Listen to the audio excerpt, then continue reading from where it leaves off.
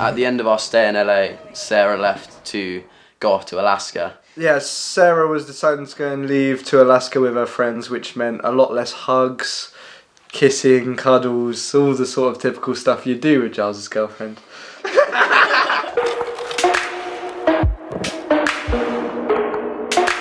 Sarah leaving for everyone else, I think, was a fairly minor thing. For me, I did have this subconscious brewing of, if anything went wrong, all the responsibility was on my head. So the next stop was San Fran, and I didn't know what to expect for San Fran. We were getting to the end of the trip and we were still all healthy, no major injuries. I could already tell that this was just going to be a good marker in the trip. Like, I kind of felt ready to train.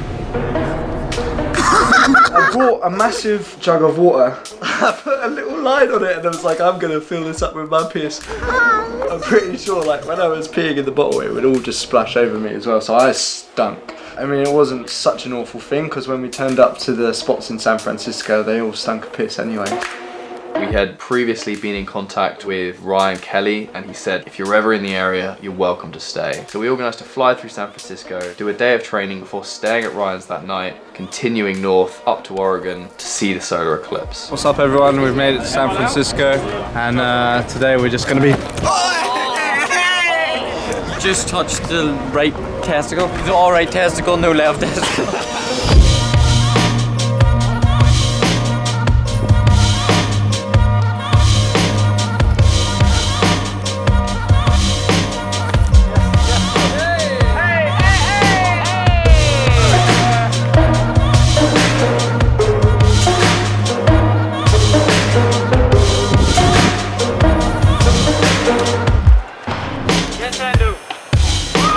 Kelan, why are you wearing these clothes?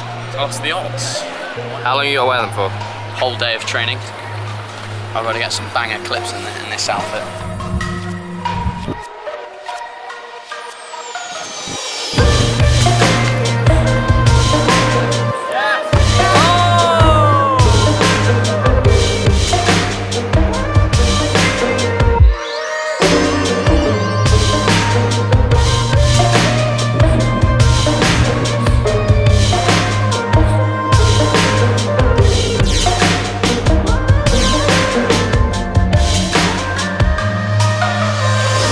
I definitely felt like that was like the best training sessions of the trip for me. Everyone was just in a good mood. It's been a very productive day. Everything was going right. It was a sick day. Like, people were just throwing down cool stuff, and it was all going really well.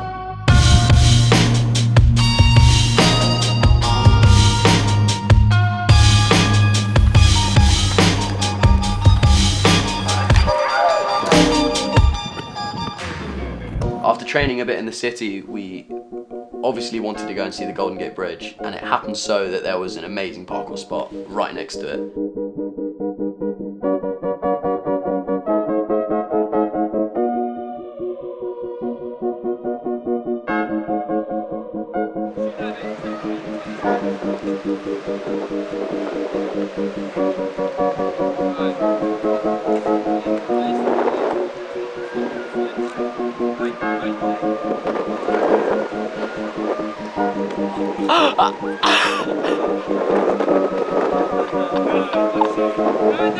Yep. Size 7. Where am I eating? Bang in. Do that again. Oh! You alright? You're alright.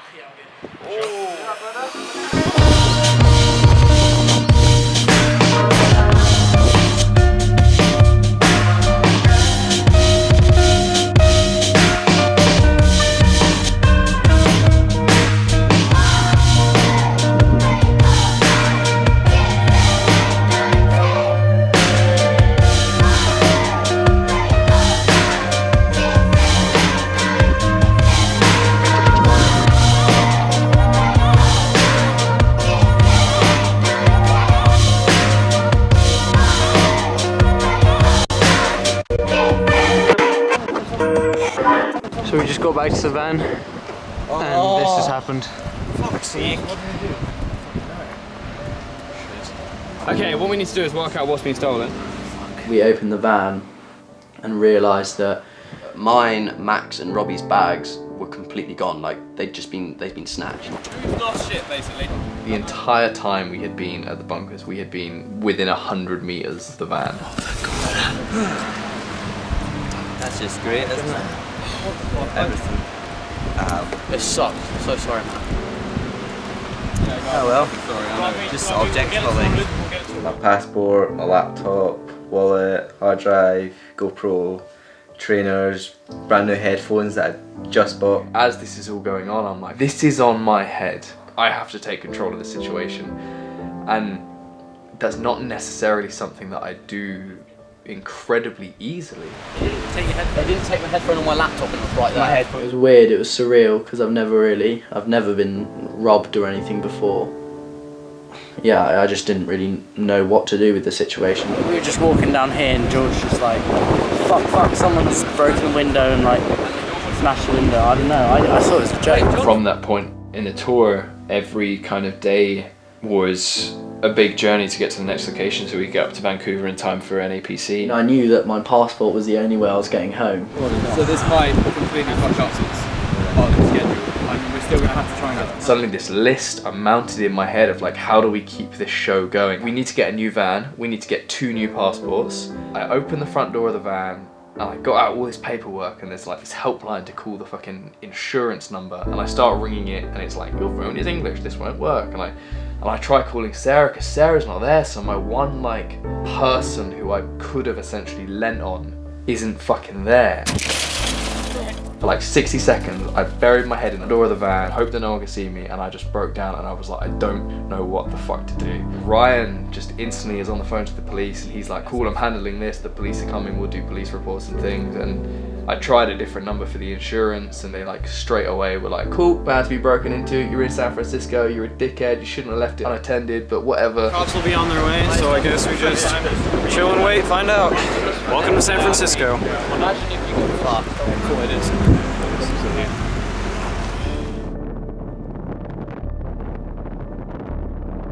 Within a couple of minutes of essentially breaking down and not knowing what the fuck I was going to do, it all slowly came back together. We speak to the police and he basically says you can't do anything, happens all the time. They don't want the passports, they want the cameras so they can sell it for drugs. Robbie still doesn't have a laptop to this day and I feel so fucking guilty because until that moment you think you're in control of a situation and you think you're doing a good job and being like a good role model. Even if sometimes there's beef and you feel like you're telling them off for being stupid and things, you feel like at least you're kind of doing the right thing and then that happens and you're like, it's very, very hard not to feel like it was your responsibility. This is terrible. Luckily, we managed that evening to get another hire van, but that wasn't going to solve the problem of the fact that Max and Robbie then had no way of getting to Canada. We're actually happy that we got broken into because now we've been united. We don't have to use aircon anymore. We've been united through an act of We've always wanted terrible. to go this What side. kind of shit are you chatting? We fucking got robbed. We haven't been united, we've been robbed of shit. Holy shit! Oh